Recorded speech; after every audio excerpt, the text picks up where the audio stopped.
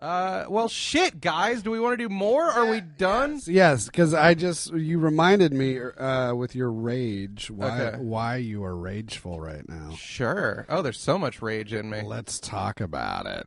Oh, let's talk. Let's talk. Let's talk about the fucking dumb people in my life that I'm dealing with right now who are using this moment of COVID and being told to stay the fuck in their houses and not go out as a fuck you to the government and a fuck you to the man and anyone who's actually buying into this media lie. Wake up, sheeple. Wake up, you fucking zombies. They want to act like they're Roddy Piper and they live with the fucking glasses on, seeing the zombies. Yeah, let's talk about what COVID has exposed this country for. The fucking failed state we live in, Michael. How it's teetering on the brink because there's a flu. How we've fucking abdicated any sort of governance in this country over the course of 60 years because the fucking conservatives have paid good money to brainwash half of this country into thinking that having any sort of government that does anything for its people is control and slavery. Let's talk about that, Michael. Let's fucking have a powwow regarding the matter of how dumb and uneducated so many of my fellow fucking citizens are that they just want to thumb their nose at any sort of authority because anyone who knows anything is trying to tell them something, and to be taught anything is to admit they're dumb. Let's talk about that, Michael! For real. Oh, it was Suzanne Summers I was thinking of earlier. She was a bedwetter, you know. Yeah. Yeah, it's she wrote the book with the secrets that you keep, or something. Was it about like hiding sheets in the backyard after pissing? No, she was a bedwetter. Oh yeah. How do you know that? Sites. I slept with She her. mentioned it on Stern, I think. Ritter told me before he died. So he's like, my stomach hurts. Suzanne peed the bee. Do you feel better? No, not in the fucking least. Why? What? All right. So is it your home life? There's just a lot. There's a lot going on right now. Speaking of fucking Cassandra, Eva. Speaking of Cassandra, I keep about a gonna say week ago. Costanza. Yeah. Speaking of Costanza. Speaking of George Costanza, he wanted to be called not Coco, but T-Bone. But he wound up being Coco. That's life for you. You don't remember that episode? No. He tried to make it was one of the 2 seasons without Larry David, or as I call them, the shit seasons. And the whole bit was Costanza wanted to pick his own nickname. To the ones that were directed by or produced by Seinfeld are just so shitty compared to the Larry David ones. Larry brought the bite.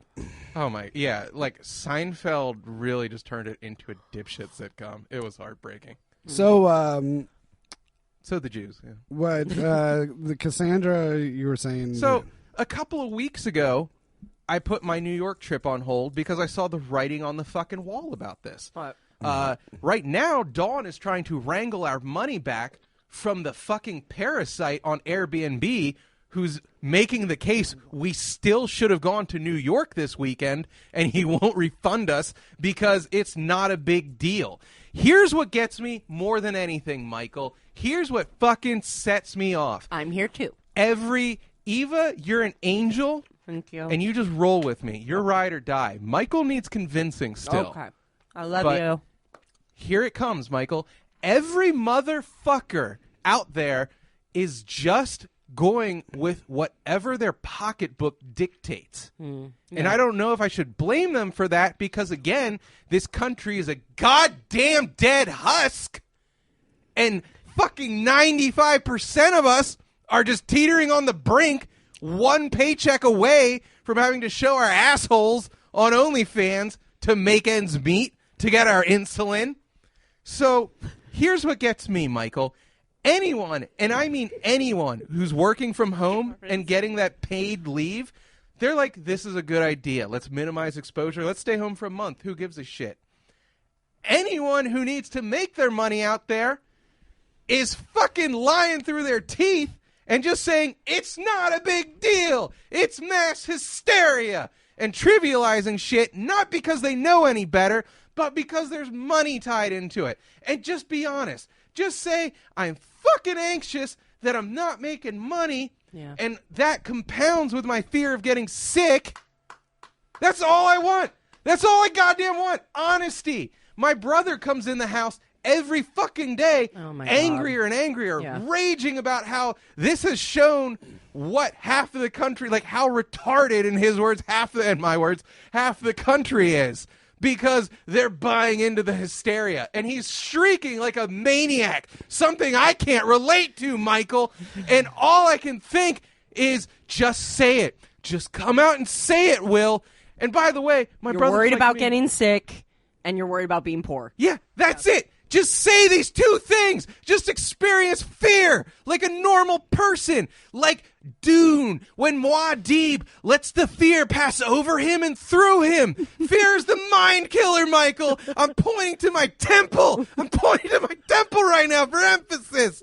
Fear is the mind killer. So just fucking admit what you're feeling and admit where your shit lies. Just admit what you believe and why you believe it. My brother doesn't want to lose money, and he lives, and I mean lives, for rhythm and repetition in his life.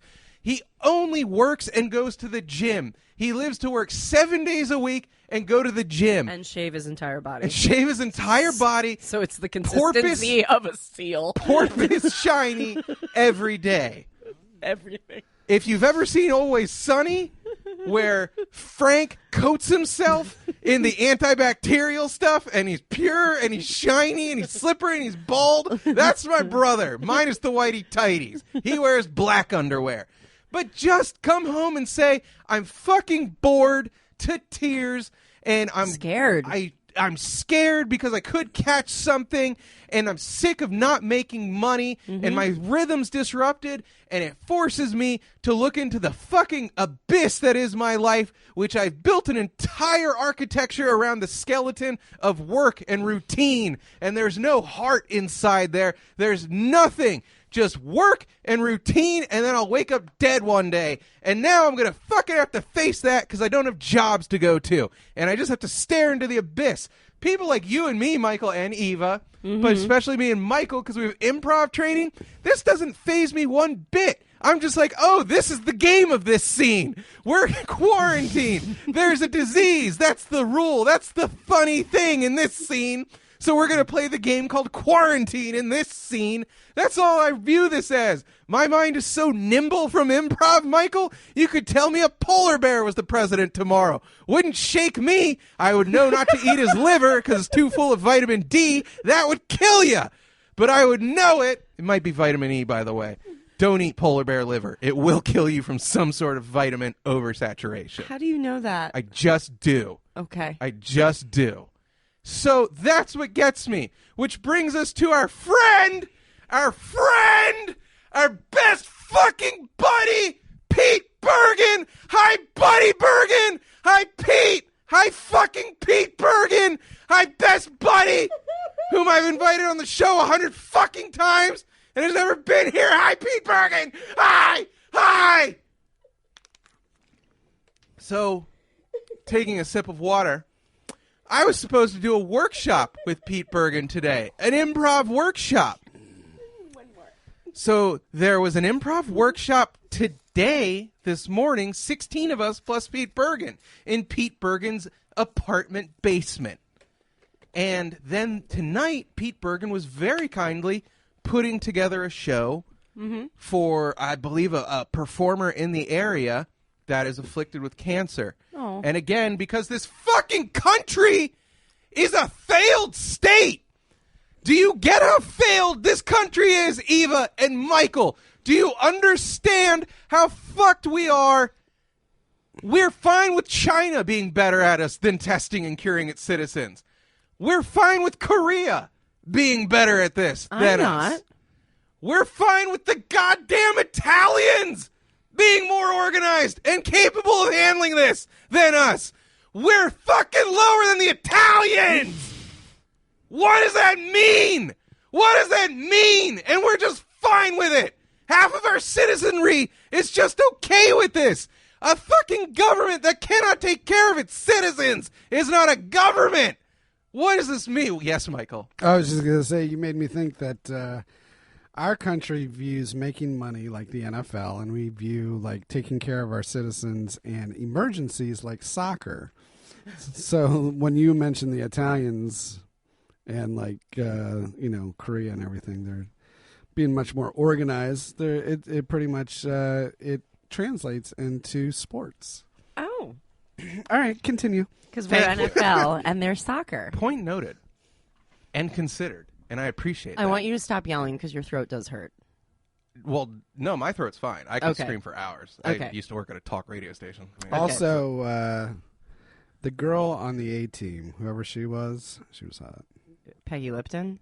Is that what her name is? Oh, no, that's the Mod Squad. No, you're thinking of Mr. T. He was a man. Oh. Not you? Bet you had a dog. Nice necklaces, though. I can see the confusion. No, yeah, keep going. Okay. Let me catch my breath. Let's pause for a second. Okay, I remember where I was. So, we live in a goddamn country where 5 years ago, our most popular show was about a man who had to sell crystal meth to fucking pay for his cancer medication. Right.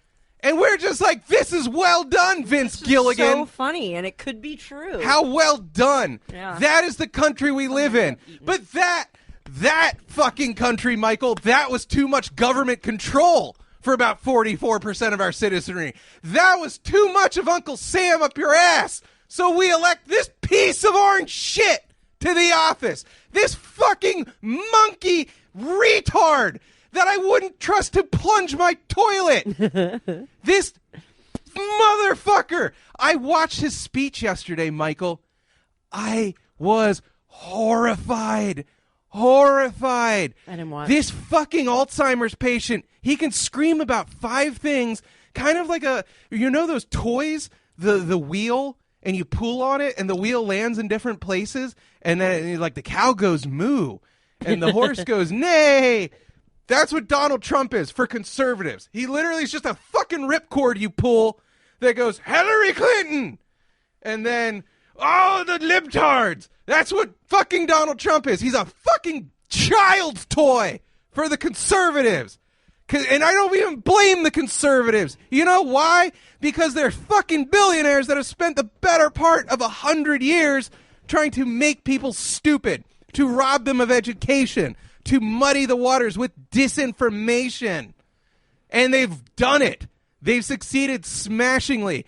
This is a country where the rich built it on slavery. You think they were happy when they lost their slaves? Nope. That's what this country is. When FDR came along and gave working people, you know what we're coasting on? We're coasting on the remains of what happened in World War II, when we actually had to give people money, when we had to let the poor earn and build a middle class. And that only happened because the rich were just like, okay, this Hitler guy is so fucking scary, and the complete reset of world order that he represents is so fucking scary that fuck it, we'll let a middle class happen. Wow. And they've been trying to put the goddamn genie back in that bottle for fucking 80 years, and they're finally getting there. We're broke, and we don't think we are because we have iPhones. We think we're goddamn rich because we have a Twitter account. Right. And we're so broke, Michael, Eva. We're just this close. Fucking the entire citizenry. You know why everyone's acting like this is no big deal when in every other country they're quarantining and they care about their fellow citizens and they care about, because there's no safety nets here.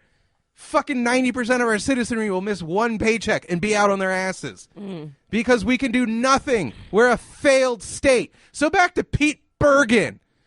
Pete's not a failure. Pete's really fucking successful at keeping my fucking money in his pocket. How much money was it? $20. I wipe my ass with $20. It's the principalities that involved, Smokey. I don't fucking care about the $20. So Pete Bergen canceled. And you know what? Again, great guy for organizing this cancer benefit for someone sick. Yeah. Fucking tragic that we live in a country where someone's health care has to be funded. That's the worst part. And you better hope that all of your funding got taken care of in the first one. When my fucking poor uncle was dying in an assisted care facility that he had to pay for by mortgaging his house to the state. You know how many benefit concerts, thankfully, we were able to hold to pay for his care? It was like 4 benefit concerts. 4 benefit concerts because he was a famous musician in his day. So don't get sick if you're not famous, America. Fucking make sure that you were part of the 4 Seasons at one point. Or else your uncle was Mick Jagger. He was. Dimitri Callis. Look up the name. Dimitri. I think that's how you spell it. Fucking Greeks and their names. Am I right? So, Pete puts this show on hold. This show on hold because it would have been like a crowd of 80 or 100 people or however fucking much, 150. Too many people. Too many people in one spot.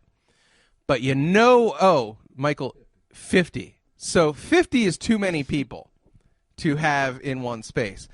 But then yesterday I'm thinking to myself, while everyone's quarantining, what's going to happen with the improv workshop we signed up for? And sure enough, Pete sent an email yesterday reassuring us that everything was fine because he had Purell in the practice space. And he'd wiped the practice space down, and there was a bathroom that contained a bar of soap and a sink. So we were fine. No worries putting 17 people together in an apartment building in a small, tight confine where, I don't know, this disease is spread through the air. We won't all be breathing each other's shit. Nope. Dr. Bergen told me it was okay. Dr. Bergen said it was fine. And you know what? It had nothing to do with keeping that 320. That 16 times 20 equals $320, Michael. Let me tell you that right now. Never crossed his mind. And then I reached out to Pete yesterday. My good fucking buddy, Pete Bergen. I reached out to him yesterday, Michael, and I said, hey, a couple of us don't want to go because we're worried about our health. We don't want to get sick. We're all either close to 40 or pushing 40. One of us is in our 60s. I don't know how old Kevin is. Maybe he's 80. He ages in gay years. He's gorgeous. He looks better than me. And then... Very true. He is good looking. And then...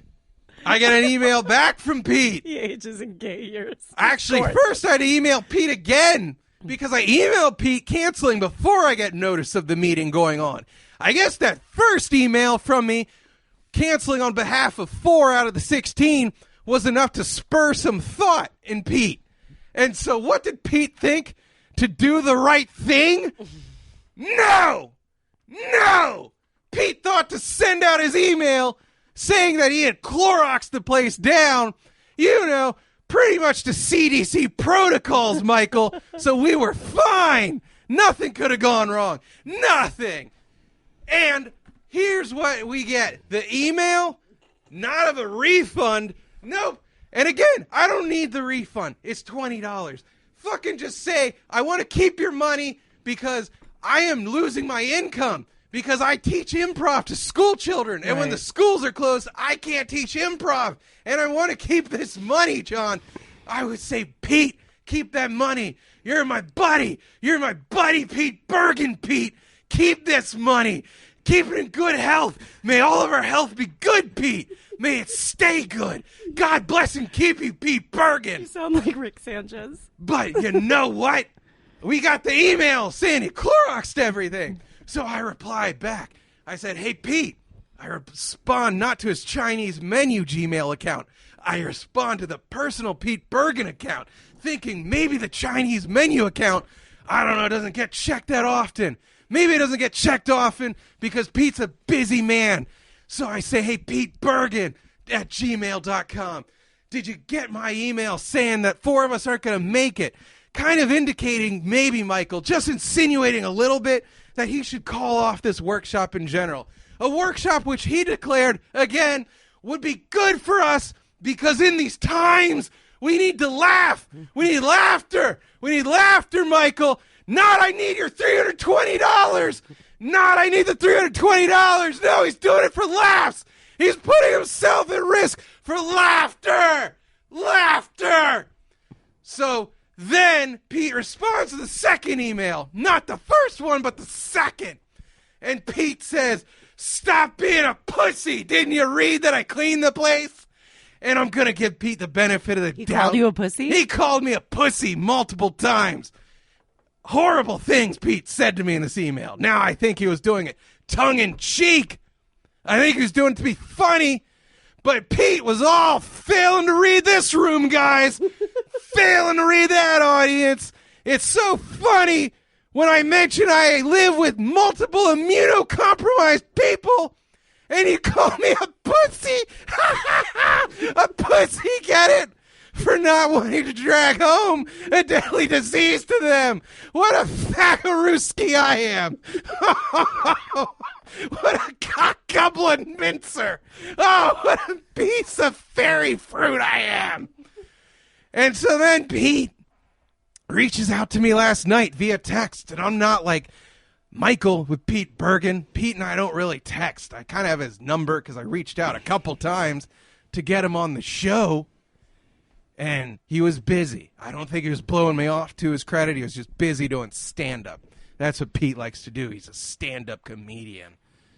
And he said, hey, pussy.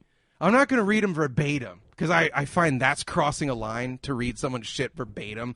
So I'll just summarize. But again, I think tongue-in-cheek. He was saying, hey, pussy, I've wiped everything down. Stop being a pussy and come out tomorrow. And I think he was just being friendly. I think he just wanted to see this punum saying what's up to him. But I said, hey, sorry, my mom is older than fucking Moses and has half an immune system. My brother's immune system's shit. I'm not going to make it. And he said, I understand, parentheses, pussy. And that's where we left it. So I hope you enjoy your $20, Pete. Did he really do the parentheses pussy? He really did the parentheses pussy. Wow. I hope you enjoy the $20, Pete. Because you're not getting more money from me, Pete. I won't be at your shows, and I won't be at your workshops, Pete. And you want to know the real thing that sticks in my urethra about this one? I followed Pete on Twitter ages ago. He's a very social media conscious fellow. Okay. So you see when someone follows you immediately. And Pete took forever to do the old follow back. We're improvisers. We try to, anyone follows me, fucking, again, 80-year-old, looks like he's 20, gay Kevin, follows me. I followed him back 3 seconds later. I'm in an improv group with the guy. He's my friend. It would be fucking weird to not follow him back. Sure. I follow Pete because I want to network. I want to be friends with this guy who's so tight with Michael, so tight with Sean Westfall. Mm-hmm. I want to be buddies with him. And this motherfucker big times the shit out of me. Doesn't follow me back until I take his previous workshop and write the words, "This is so you'll follow me back on Twitter," which gets the follow back from fucking Prince Pete. And for this workshop, I wrote in the notes, "This is so you'll follow me on Instagram," because Pete, who sees fit to follow a fucking labradoodle with a microphone in front of it, as long as it's performing as long as it's someone woke he can follow, as long as he can follow someone who's woke and with it, Pete will follow in 3 fucking seconds. He'll follow them and then unfollow them and then follow them again so they get 2 notifications that Pete followed them. My white cis ass following Pete. Months go by. Months. Nothing. Not even with my ill-gotten 20 in his pocket do I have a follow from Pete Bergen on Instagram. I think that's what I had to say. I think I was... How you feel? You feel better? I feel good. You feel better? I feel centered. I feel calmed. Good. We had to do primal screams at what just happened? Rehab. We were talking about Frederick, and now I'm here. You went into a goddamn fugue state. Yeah. I mean, it was interesting to see, but scary as hell. Yeah, man. But I'm proud of you. Does anyone want to take a picture of my spittle puddle? I built a retaining wall while you're I at don't it. wanna get near So, Yeah. no, it's right outside. The door does not open easily. Yeah. Well, good. You gonna have him on the show to respond? Why not? Yeah. Yeah, let him say his piece. Yeah. But I think that was good for you. Thanks. I think it was needed. I think so, too. Yeah. I feel pleasant now. Yeah. Yeah. You want to go for a toffee somewhere? Toffee? A toffee. An English toffee. Sure. We can go for a toffee. Should we just...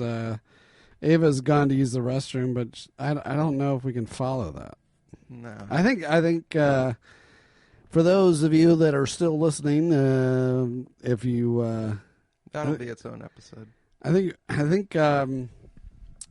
yeah, I think you got to have Pete on now. Yeah. I need a cape around my shoulders, James Brown style. Like after the show. You need to go sit in the hot tub? Like he would like blow his wad. He would stage blowing his wad, not like actually pantomiming Right. ejaculation, but he would just be like, he would come out and he would have like the dude that puts the cape on him. Right. And that kind of like supercharged him to give him his energy back. Do you honestly though feel like you exercise something? There was something in there that needed to come out. Yeah. I think so. I think a lot of it, like especially with everything that you're dealing with. And then, stuff starts to add up, and you have to find a way to let it out. Yeah. Michael's getting up to let Eva into the office. She locked the door behind her because she's a foolish woman who has no appreciation for the style of residential Schlage knobs, which can read as unlocked from within, even when locked on the outside. Their newer models don't do that, Michael. If you open the doorknob, it will unlock the front as well, cutting down on the lockout calls that I get. I think we have gotten into locksmith talk. Yeah, we can wrap up. Yeah, that's a little scary. So everyone, thanks I think I was just on John. I think he needed to let that out. I agree. Yeah. Yeah, I'm proud of you. Yeah. I don't really do that. You. I believe you. Mm-hmm. I'm here to support you. Mm-hmm. Thanks. And I have your back. Oh, guys. Okay? I can identify. I can identify too. It happened to me. It always happens to me. Every day. Yeah. And as a woman. Mm-hmm. And as someone that might someday identify as a woman. Yeah. We believe you. Are you one of the comics that Pete follows? I